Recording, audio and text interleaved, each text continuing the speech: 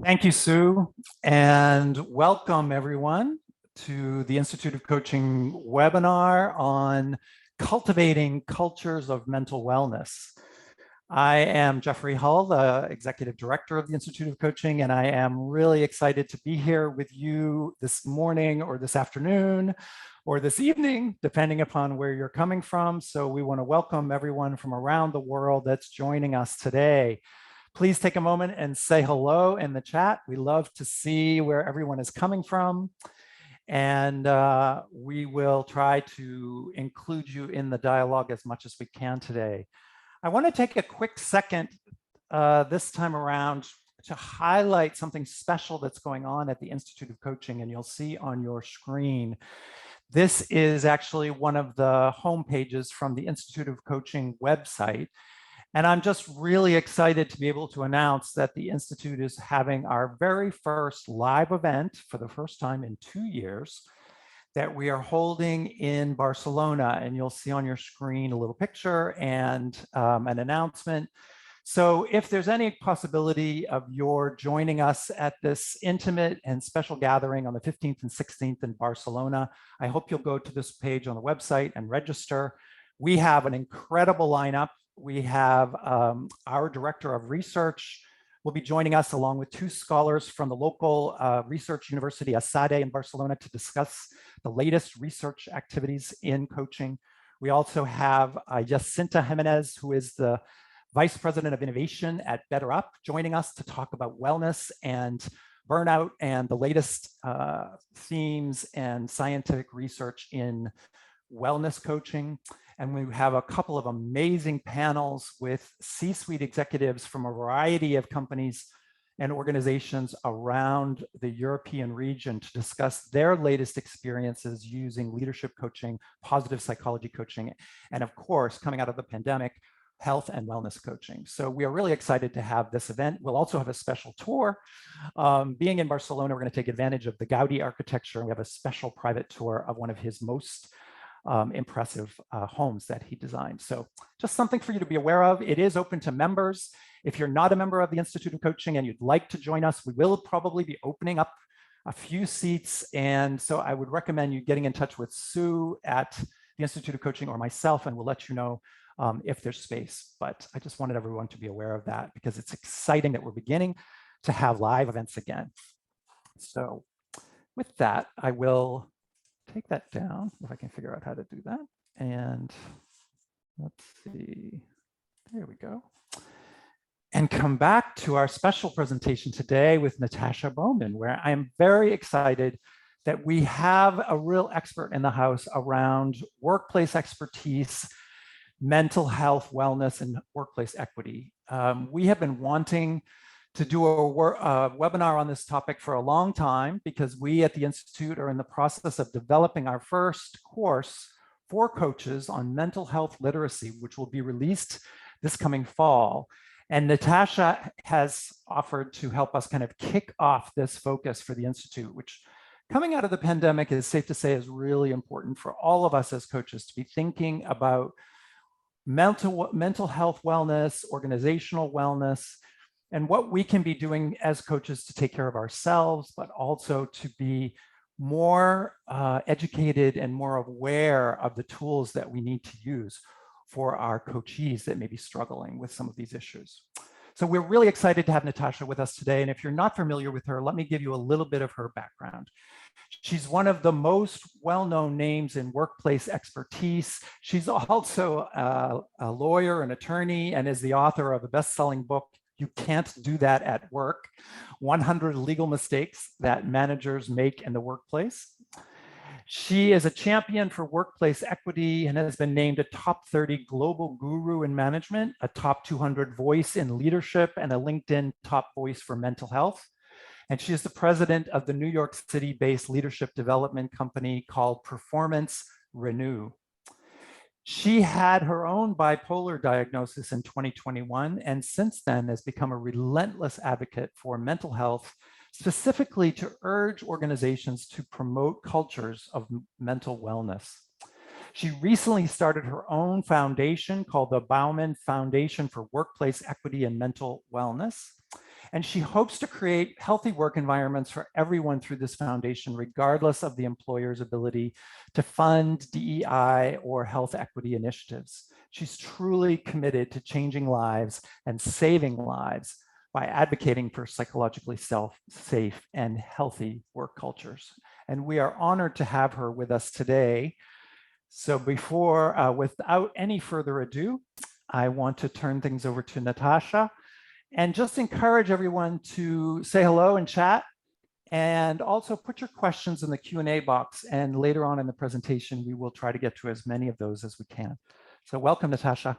Welcome. Thank you so much. And I'm glad we've gotten the chat open. I'm seeing everybody from around the world. Thank you so much for joining.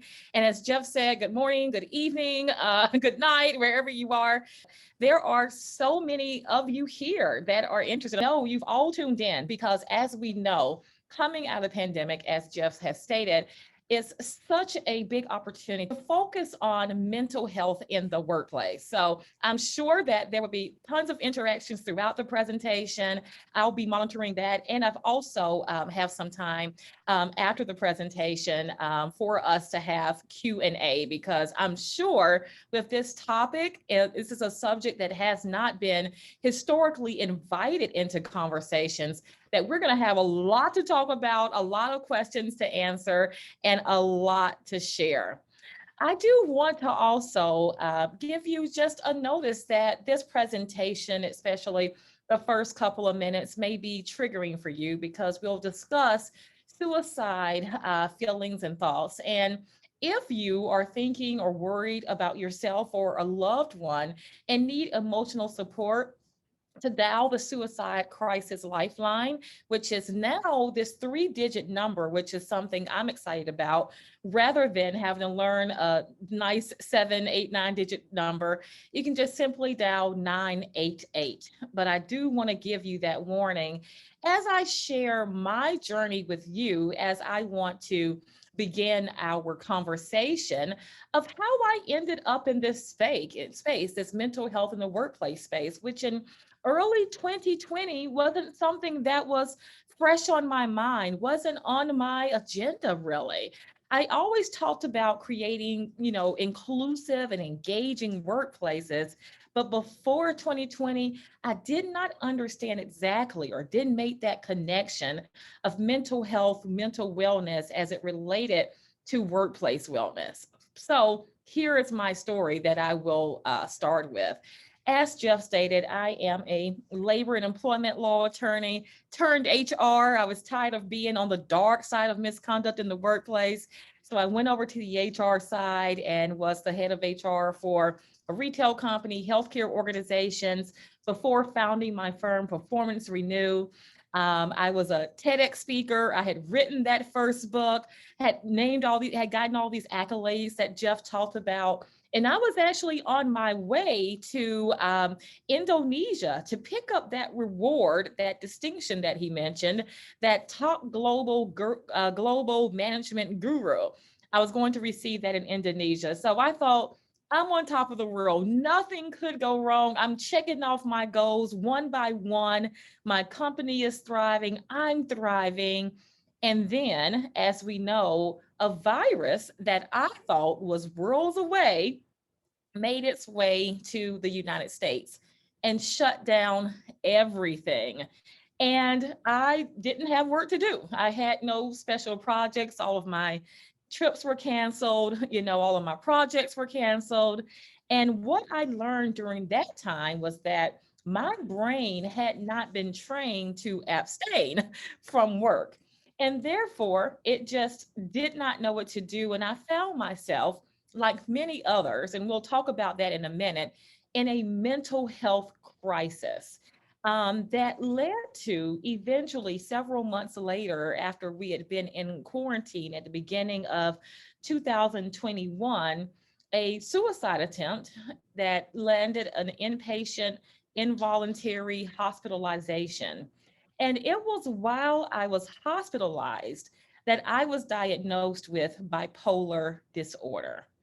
And as you can imagine, someone of my age, middle age, being diagnosed with a mental health condition, it took me several months to really reconcile that. Actually, I stigmatized myself. I had convinced myself that my professional career was over. Who would take someone with a mental health condition, a mental illness, something as serious as bipolar disorder, seriously? I would have no credibility with my clients. And at that time, I had big name clients and with large employee base, and was coaching CEOs, editors in chiefs of major publications, et cetera, et cetera. And I thought, if this gets out, that's going to be the end of my career. But as I did more research, my husband and I, and learned more about bipolar disorder, we learned so many things, such as 1 in 5 people have been diagnosed with a mental health condition. And then we started to really unpack who those people were. And it wasn't what we visualized, what we had traditionally seen on TV, in the movies, in the news, right? Non-functioning people, people that have challenges in life. We actually found that a great deal of people were high performers, those that had made a significant difference in this world, from Winston Churchill, who managed to lead through 2 world wars and wrote 43 books in the meantime, to Mariah Carey. And as I read their stories of triumph, of overcoming their living and thriving with a mental health condition, I thought, so can I. So one day, several months after being diagnosed and being absent from my social media platform, which I never had at that point, I'd had about 60 or 70,000 followers on social media that had not heard from me in months at this time. I said, you know what? I feel like I have to come forward and share my story, because prior to then, I had always been vulnerable about, things that went on in my life, from having open heart surgery at the age of 11, to being a single mother, to being a Black woman in the workplace, my leadership flaws. I had always been vulnerable. So I thought, why stop now? So one morning, I woke up, and you can see this screenshot here. It's been about 10 months ago.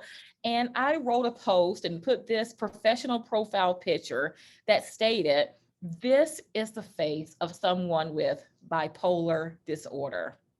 Now, as you can imagine, again, I was very, very afraid of what the response was going to be, of making my story so public.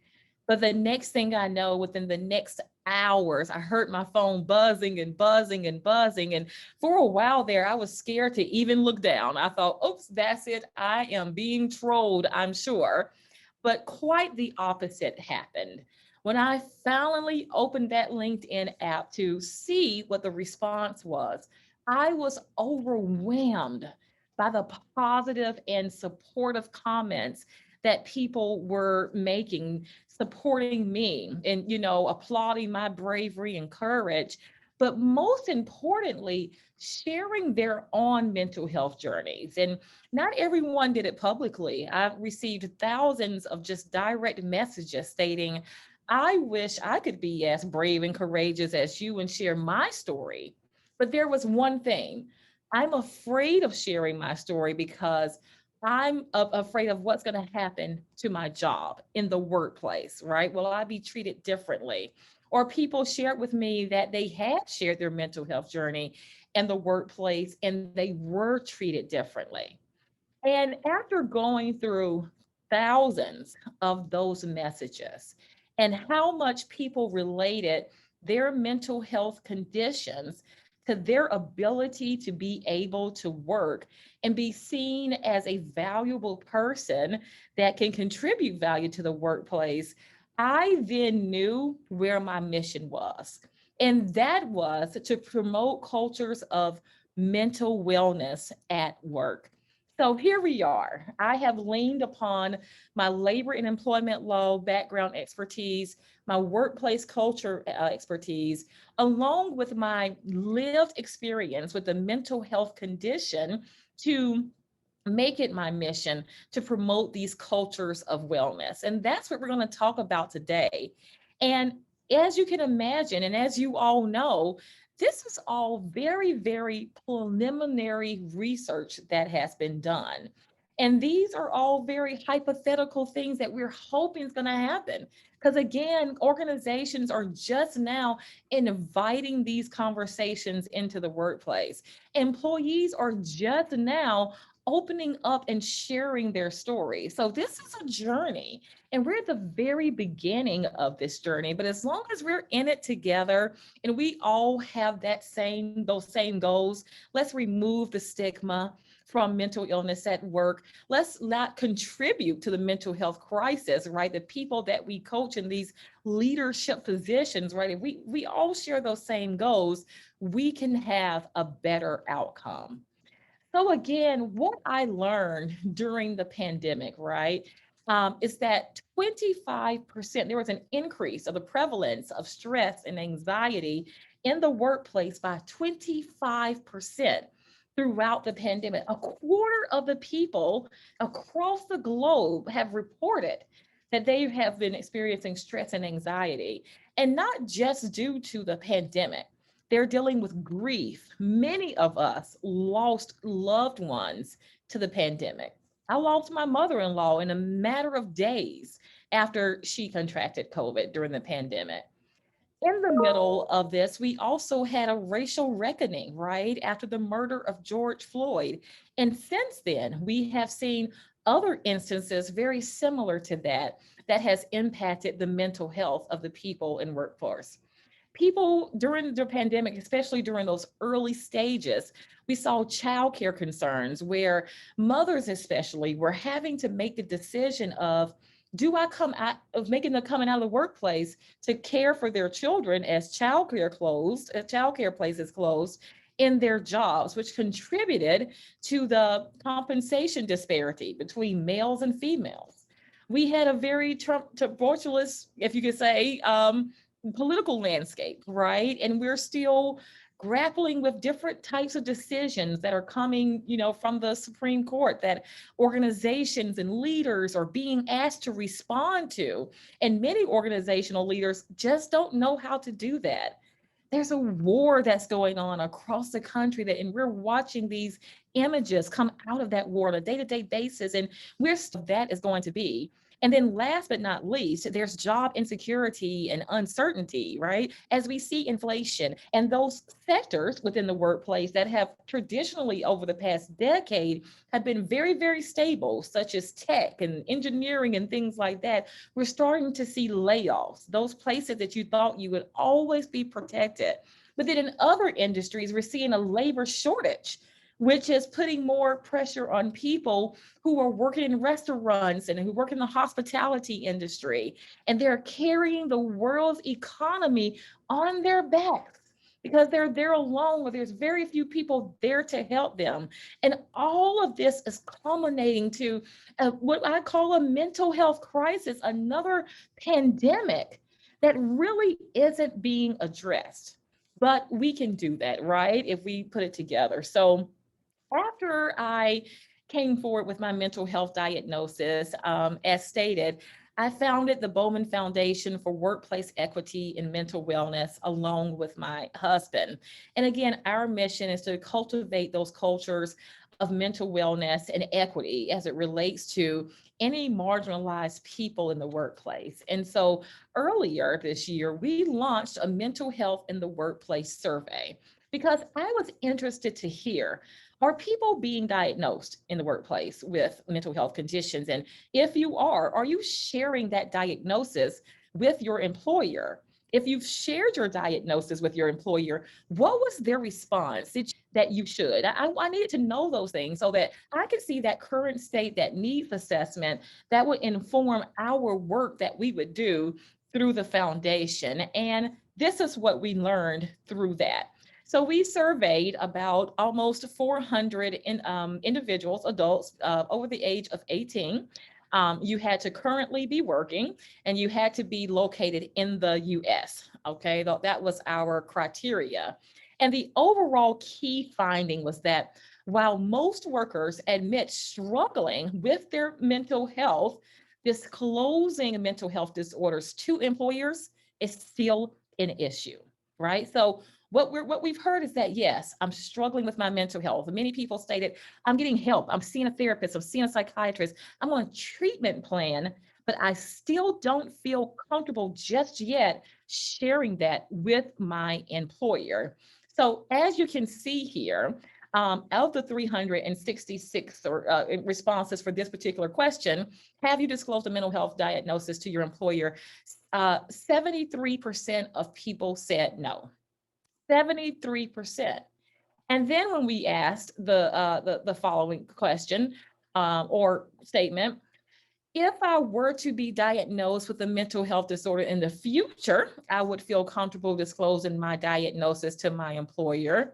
What we see is that the overwhelming majority, 31%, said disagree, with 25% saying strongly disagree. So that's over half of the respondents that still wouldn't feel comfortable, even with all the efforts that are being put in place right now, still don't feel comfortable disclosing it. We had 19%, either agree nor disagree. And then we only had 7% of people that strongly agreed with that comment.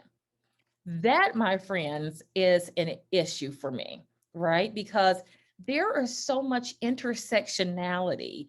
And I've learned this through my own lived experience of being able to get the support that you need if you've been diagnosed with a mental health condition, not only from those that are close to you outside of the workplace, but for those that are close to you within the workplace. If you think about the amount of time that we spend with people at work, is tremendously more than the people we spend with outside of work. So our support system needs to come from the people that we're spending the most time with, the people that are probably most likely to see a change in behavior, right? That can say, hey, are you okay? You're acting different. You're thinking differently. You're not yourself, right? So that's why that statement, if I were to be diagnosed with a mental health condition in the future, would I feel comfortable disclosing?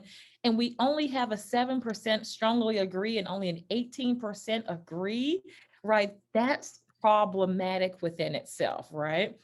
So then we want to know from those, okay, if you have disclosed from that little bit piece of the pie that we saw before, if you have disclosed your mental health condition to your employer, did you receive the adequate support, resources, and accommodations that you needed from your employer, right? And once again, this is what I call disappointing results.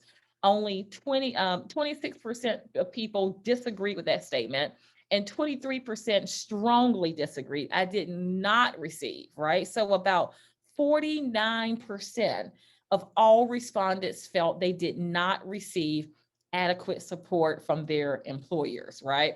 And we're going to talk about in just a minute, what is the current landscape of what employers see as support and why that's a problem, where that gap is and what we're currently offering versus what we should be offering and how we should be filling that gap, right?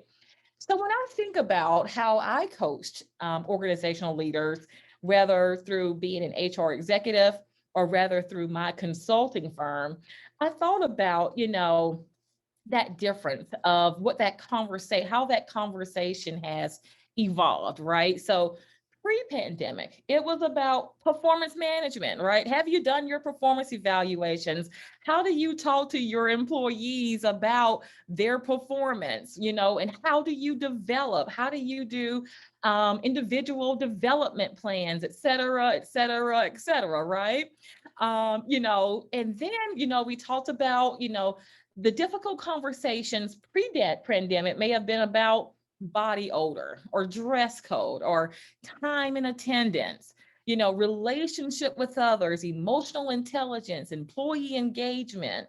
But in these 2+ short years, not only are we having to coach our leaders on pre-pandemic issues, but we're also having to coach them on other things that they just have not traditionally been coached on, right? There's some other things such as unconscious bias as it relates to race, age, and other things associated with marginalized communities, difficult conversations about social and political issues. I can't tell you the number of calls that I have gotten over the past few weeks that say, after the Roe v. Wade decision, how do I talk to my staff about that? They want to talk about it, but I don't know how to engage in that conversation. And I'm just going to move. I realized I thought my laptop was charged, but it's not. So excuse me while I move a little bit to plug in, because there was not a charger near where I am. So I hope you can see me well, all right, from where I am. Sorry about that. And then there's also aligning your personal values with organizational values, right? So now organizations are saying, hey, look, we're taking certain stances on certain issues, right? Especially those issues that are impacting our employees' mental health. And not all the time does that align with our personal values, right? And then we are dealing with proximity bias, right? I'm coaching around that, the proximity bias, right? So if you're in a hybrid workplace, what does that look like? Are we favoring those that are in close proximity to us, right? Rather than those that are working remotely? That's impacting people's mental health. Am I going to have the same opportunities that I've had working on site than choosing to continue to work remote? Preventing burnout, leading with empathy, right? We're now having to integrate all of these different topics into our coaching, which was not some of the things that we saw. In fact, these were topics that we had traditionally strayed away from pre-pandemic, right? We don't talk about political things. We don't talk about social justice things. These were the things that were discouraged pre-pandemic, and now we're coaching about those things. So if I think about where our leaders are right now, where we are right now as coaches, and getting these constant phone calls as things are happening, not just in the workplace, but outside of the workplace, right? That we're having to coach on. A word that we hear now on a daily basis is burnout, right? I am feeling burnout because I'm having to deal from the pressures of either my workplace, or I'm dealing with the pressures of having to deal with my clients who are constantly calling me to say, hey, I'm having to deal with this, I'm having to deal with that. Supreme Court decision came down. This was showed on TV, et cetera, et cetera. And what's interesting, what a lot of people don't know is that burnout, right, is actually diagnosed or been named by the World Health Organization as a serious medical condition, right? A serious medical diagnosis. So it's just like stress, it's just like anxiety. Burnout is the same thing, meaning I can take a leave of absence if I'm burned out. And some of the symptoms of burnout include feelings of energy being depleted and exhaustion, increased mental distance from one's job, or feeling negativism or cynicism related to one's job, or reduced professional efficacy, right? So again, those are some of the things that is going on right now in our current state of the mental health in the workplace. So what can we do to address it? What we know is that things haven't changed, right? Things have not changed. They're not going to change in the future.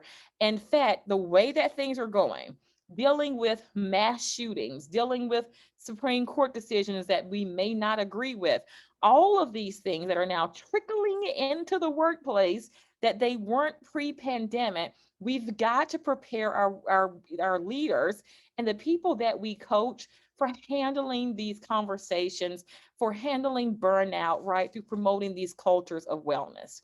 So how do we do that? I have coined what's called the C.A.R.E model, okay?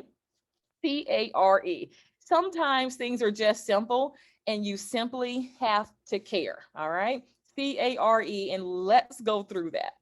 All right, so the first one is, what I tell my organizational leaders is, especially if someone comes to you and says they're struggling with their mental health, the first thing you need to do is to show concern. All right. Now, that seems very, very simple. But the truth of the matter is, a lot of leaders do not show concern when people share that they're struggling with their mental health. So, here's an example of a comment that was on the survey of someone that stated, I shared my mental health condition with my employer. And here it is. When I shared my mental health condition with my manager, she abruptly ended the conversation and referred me to HR. The next day, one of my colleagues shared her diagnosis of a non-mental health related condition, and my manager willingly engaged in the conversation to learn more about how she could support my colleague. Now, imagine how that made that person with that mental health condition feel, right? I got the bravery and the confidence to come forward and share my mental health condition, and I was dismissed. I was regarded. Go to HR, go to EAP, which is the typical response, right? But if someone comes, right, and they have a condition that our leaders are more familiar with, whether it's cancer or pregnancy or something like that, then we engage in that conversation. I don't know about you, but I cannot imagine if someone came to a leader and said, I've been diagnosed with cancer, and they say, okay, go to HR. Good luck with that. No, you're going to want to learn more about that. Tell me more. Tell me about your diagnosis. Tell me about your treatment plan. What flexibility do you need? And then, more importantly, what are they going to say? How can I support you?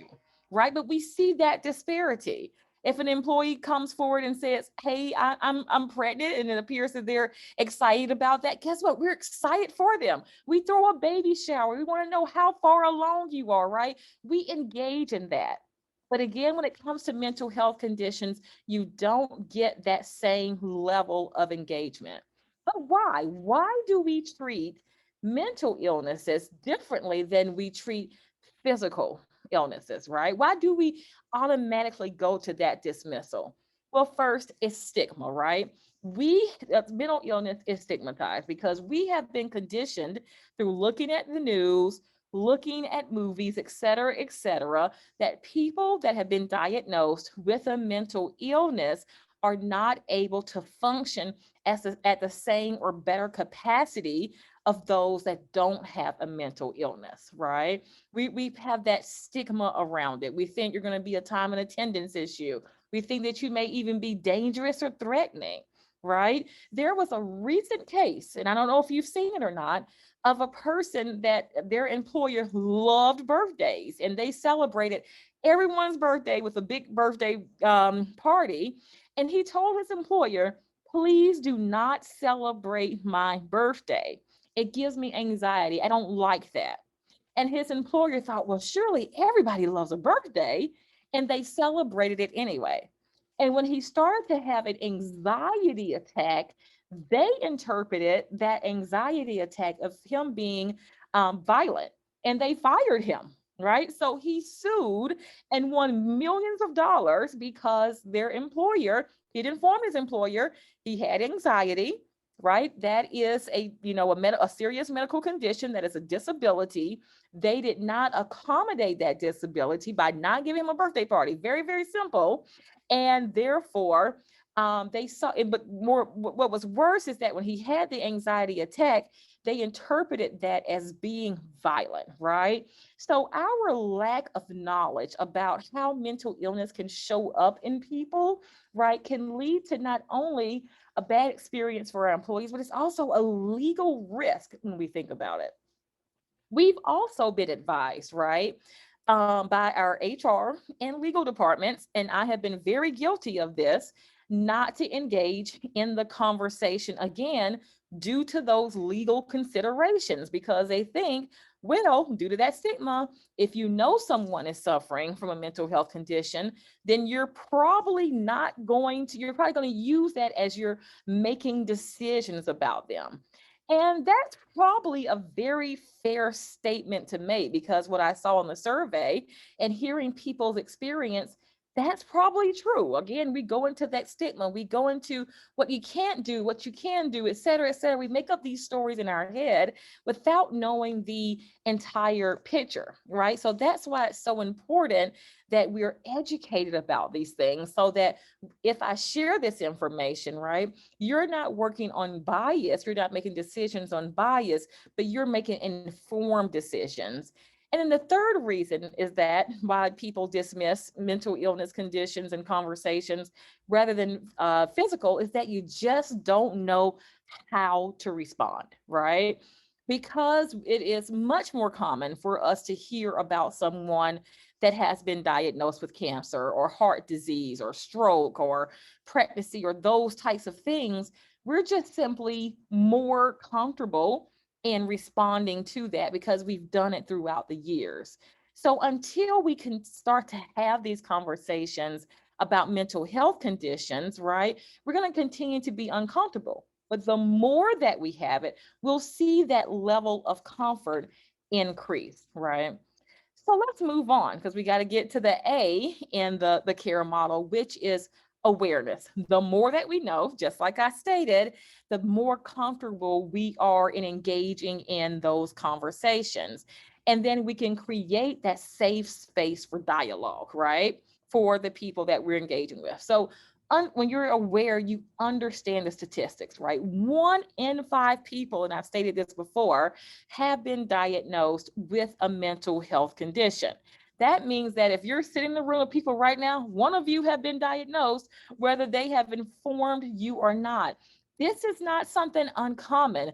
Way more people are diagnosed with a mental health condition than with cancer, right? Again, the problem is we just don't talk about it. And then we've got to have, optimism, right? Optimism, knowing that people who have been diagnosed with a mental health condition, they can still highly function, right? And with collaboration and support and a treatment plan, they can thrive. Oftentimes, our head goes to a very negative place. And we start to think about what they can't do. We start to think about limitations, right? They're coming to us, they're sharing this with us because they want to tell me what they can't do. That's not necessarily the case. We're sharing this with you so that we can talk about just additional things I may need to do what I currently do, or maybe even exceed what I'm able to do. Right? Going back to that Winston Churchill example, right? He led through 2 world wars, right, with bipolar disorder, and wrote 43 books in the meantime, right? So if that's the case, then you can absolutely thrive with a mental health condition, right? So again, it's not about what they can't do, it's what you can do, right? So then there's actions. What determining what does meaningful support look like for that employee? That is key, right? What are your actions? What can I do to support you? And sitting down and having that two-way conversation. It's very important, though, that you let the person who's informing you of their mental health condition lead that conversation, that they tell you what support looks like for them. It's important that you don't pathologize, right? Meaning that based upon your own experience with your mental health condition, or someone oh, this worked for them, this worked for them, so surely it'll work for you. No, let them lead with that conversation. How can I support you? And if they don't really know what that looks like, then you can give suggestions. But remember, it's very, very personalized when it comes to this. And then R is to recognize your ongoing role in cultivating cultures of mental wellness. So not just having this one conversation, but checking in throughout. How are you? What the plan that we put in place, is that working for you? Do you need adjustments, et cetera, right? That's creating that awareness. And then next we have in our CARE model, C, reflect, right? Now, I want you to think about this for just a minute. A lot of mental health conditions, some of them are, you acquire them through your DNA, through your genetics. Some of them are trauma informed and trauma induced. Some of them are based on environmental factors, but many of them are based on our current workplace environment, right? So stress, anxiety, a lot of those things, even trauma, can come through how we are treated in the workplace, especially if you come from a marginalized group. So we have to coach our leaders to really reflect on this question. Am I contributing to the mental health crisis of my workplace, of my employees? What kind of work culture am I establishing, right? We've got to think about our own words, behavior, and actions to say, am I, promoting cultures of wellness? Or am I promoting a culture of stress, anxiety, and burnout? Right? Or am I making sure that people are taking their time off? Am I making sure that people are putting their own boundaries in place? What time am I getting emails from my employees? Is it all through the night? Is it early morning into the night, right?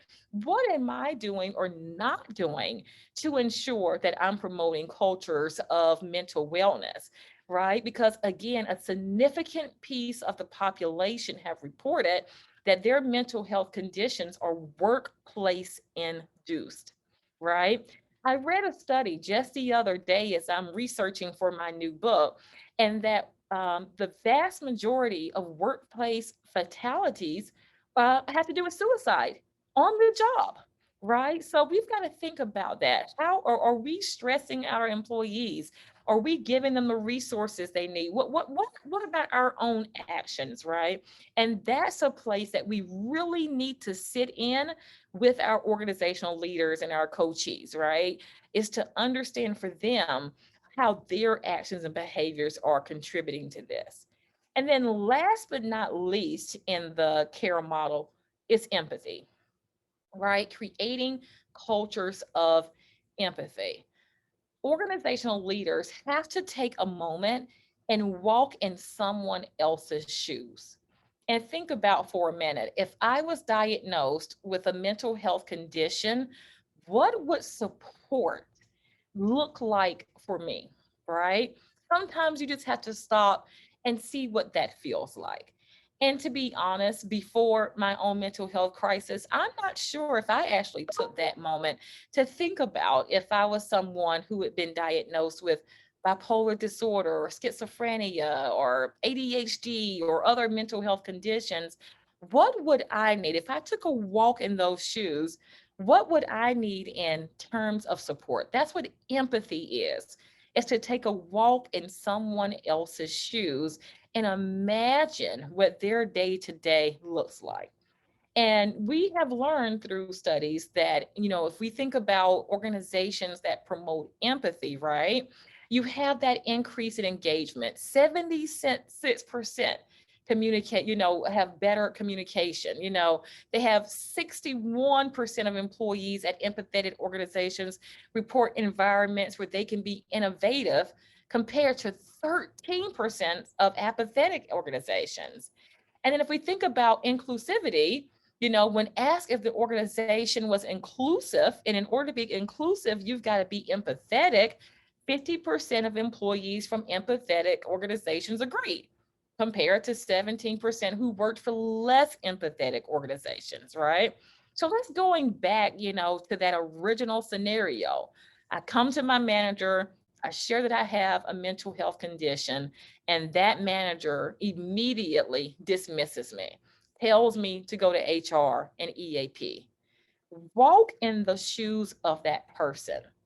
What is that informing them? Number one, I'm not being empathetic. I don't care. I'm not showing concern. I don't have any resources available for you. I'm not going to put any actions into place. That's between you and a whole nother piece of an organization. Am I going to be loyal to that manager?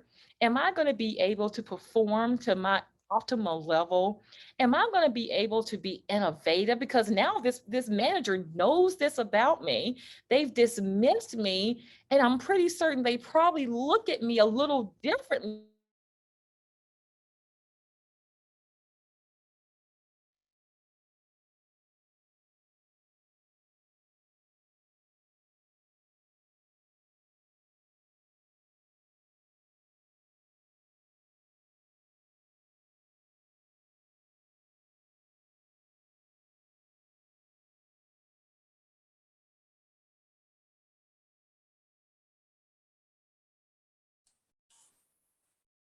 Natasha, I think we may have lost you. Are you there?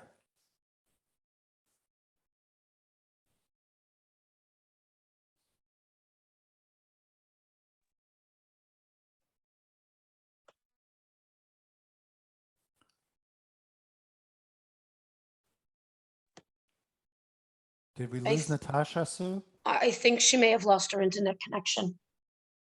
Oh, okay. Well, sorry, everyone. This happens. Technology. While we're seeing if we can get her back for her final few minutes, I'm just like overwhelmed by all the wonderful comments in the chat. And I want to thank you all for being so engaged. I mean, this is such an important topic. And I think her care model, to my mind, sort of sets this out as a framework for us to be thinking about our coaching approaches. Because clearly what Natasha's really focused on is trying to impact workplace culture toward a more wellness focused, less stigmatizing environment. And I know as she's been speaking, I've been thinking myself, how do I engage this conversation with my clients? So I appreciate that so many of you are sharing some of your own personal experiences and some of the statistics and some of the challenges that we all face as coaches. I noticed, I think it's Patrick Williams pointed out some of the issues with therapy and insurance that may make people hesitant. I know that Natasha's a lawyer in her background, so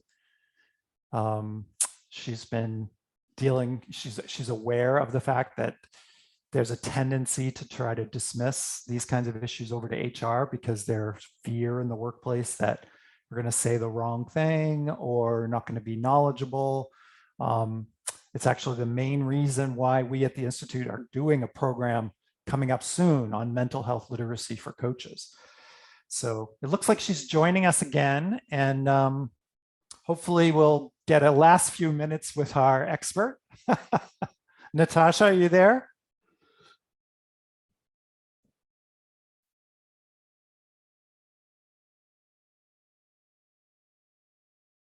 Are you with us yet? Looks like she's trying to join.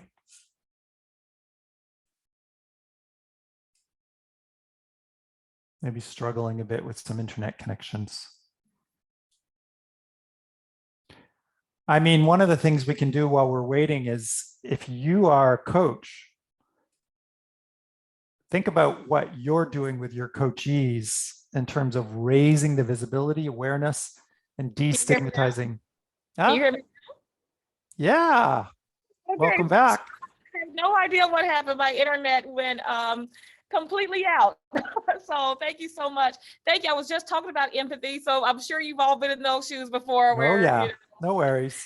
It's technology driven. So glad I was able to get back with you for our last a couple minutes, and then we'll take some Q&A. But I was just, giving, conducting an organizational assessment, looking for blind spots in your organization that may be contributing to mental health trauma, doing an HR audit. What does your relationship with your EAP look like? How many mental health providers are in your insurance benefits network? Management training, right? Taking this care model along with other things back to your organization. I'm offering through my foundation a new mental health in the workplace certification for HR professionals to go deeper into this And then establish a mental health ERG, right? Employee resource group are some things you can also advise to your employees to help promote cultures of mental wellness. And as we can see that when we go through those things, it doesn't have to be an expensive, drawn out process. If we think about showing concern, empathy, reflection, those are free things. Those are things you can do immediately. It doesn't take a lot, right? But again, going back to my model, all you have to do is care.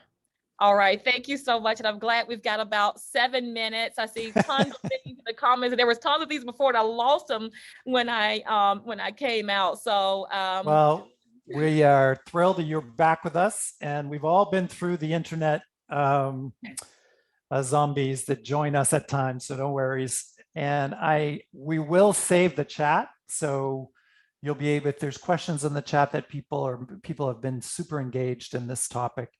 And so we will share the chat with Natasha, and you'll have an opportunity to follow up with anyone that we don't engage with.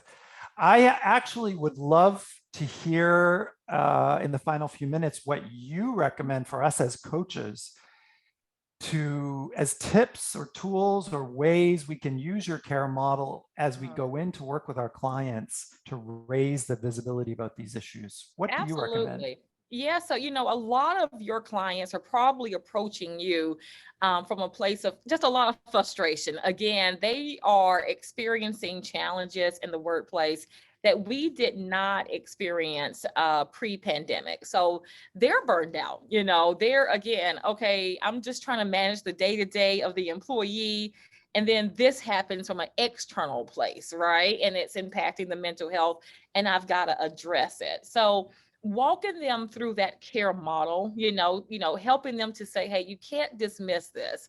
If you want to meet your KPIs, if you want your employees to be engaging and successful and thriving, what we can't do is ignore how some of these external factors are impacting the mental health of your employees. So you have to take that moment and just pause and show concern, right? You got to be empathetic. You've got to be reflective of your own behaviors. And we've got to encourage them to also, as we coach them about how to manage their employees, how to manage themselves, how to set their own boundaries, and how to be an example for their employees. Vulnerability is key. The more that their employees hear about their own mental health struggles, if they email their teams to say, hey, today I'm taking a mental health day, guess what happens? That's going to let their team know that it's okay for them to take a mental health day. Because if you feel burned out, you need time off as my leader. I feel okay with that. So they have to model this behavior. If they looked burned out, stressed, they're anxious, they're not taking care of their own mental well-being, they're not openly talking about some of the challenges that they're facing, then we can't expect others to as well. So, that vulnerability piece is what I would really encourage as the number one thing to encourage the people that you coach to demonstrate. Yeah, I really appreciate that. I think that one of the things that I do with almost all of my leader clients, leader coachees, is ask them, how do they take care of themselves? And some of them do, and some of them don't. I will ask them if they've ever had a time in their life when it's been very difficult, emotionally, mentally, physically. And if they can draw the connection between their own physical, mental well-being and innovation and creativity in their team. So if they can think, as you said, reflect on their own situation, their own story, often creates a vulnerability where they recognize they're human, they've had challenges. So what about your team? What about your workplace? What about your the organizational culture? Exactly. I think that perhaps the last question I'll ask you, because I know we're going to run out of time and we could talk for hours, and hopefully we'll have you back for our mental health literacy kickoff course. Yeah, I would love that. In the fall. But I also, I'm very curious that you are focusing not just on individuals, and a couple of people asked questions in the chat about this, but you're focusing on workplace culture. Yes. So share with us in the last couple of minutes your thoughts about what we as coaches can do to impact the broader system the culture Exactly. supports Yeah, greater a wellness. lot of times and when we're hired for, an individual. Right. But I will ask the client, what's the bigger picture, right? Because a lot of times if you have a leader and they've been, assigned to me, a lot of times, that there's some sort of issue present, but I'm very interested to understand what's the entire culture. So I always ask, can I do a work before I go into this? Number one, I want to do a 360-degree assessment of the leader, but I also want to do an organizational cultural assessment, because if it's just part of the culture that the leader, this is their leadership style, then we need to understand that. And I think that we need to make our coaching models more holistic, right? Because if we can, target this leader or target that leader, but I'm more of a cultural coach, so therefore when I work with those executive leaders, I'm not just focusing in on your behavior, but I want to understand how your behavior is impacting the entire organization. And so therefore, I want to hear from not just your peers, but I want to hear from more people that are lower, if you will, in the ranks, so that I can understand, how this is impacted. So you can get a better understanding of how your behavior, right, is impacted the workforce as a whole. Yeah, well said. I think that it's actually, I think about the framing of your care model Mm-hmm. and then doing an organizational assessment is an important potential tool that a coach can use to broaden the perspective of an individual client. Right. Because as you said, many of our individual clients are framed within a culture or limited to what they feel that they can do. They may work in a toxic culture. They Yep. may not want to be part of it. They want to change it.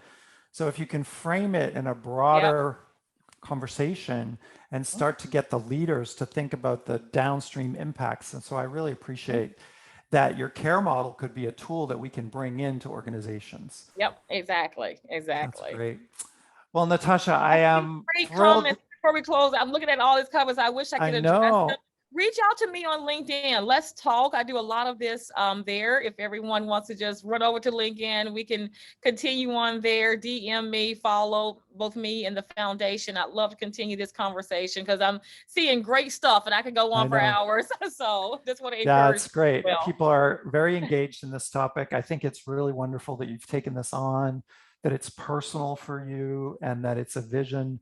I think we at the Institute, and myself personally, having experienced my own dramas in my life and my own challenges, but also recognizing that it's a universal human experience, that we all need to be more empathetic. We all need to be willing to be vulnerable. So I just want to honor that you were sharing this with the world, and thank everyone for bearing with us during the tech difficulties, and stay in touch with Natasha, as she said, through LinkedIn. Is there any other way we can find your foundation? Yeah, so it's called the bowmanfoundation.org. Great. We will follow up and we will stay in touch. All right. So thank you, Natasha. Stay safe, stay well. Thank you all. We'll see you soon. Okay, bye.